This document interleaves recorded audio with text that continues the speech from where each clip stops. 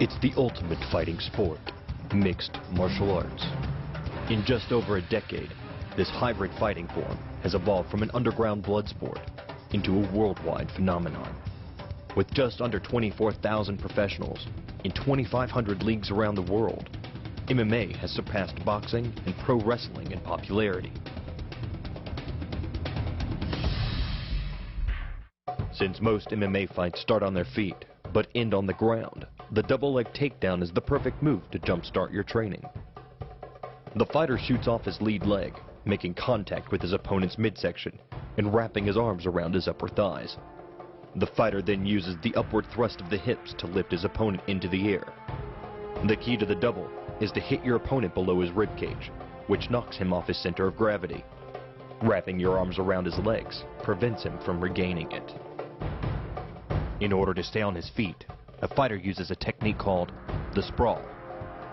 To execute the sprawl, the fighter uses the forward momentum of his opponent against him.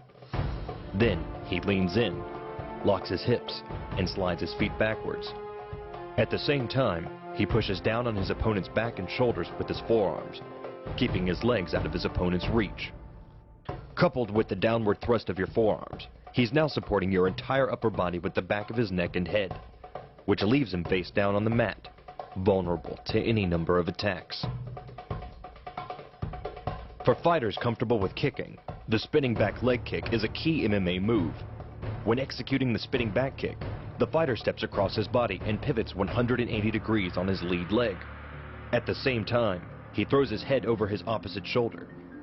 The kicking leg is then thrust backward, aiming at the solar plexus. Once the fight moves to the ground, MMA fighters resort to submissions and pins. A popular choke is the triangle choke. You initiate the choke by encircling your opponent's head with your right leg and crossing your left leg over the ankle, trapping your opponent's head and arm into a locked position. Finally, the fighter locks his hands behind his opponent's head and pulls, shutting off the carotid arteries. Another submission move is the armbar. Operating from the guard position, the fighter uses his legs for leverage and control.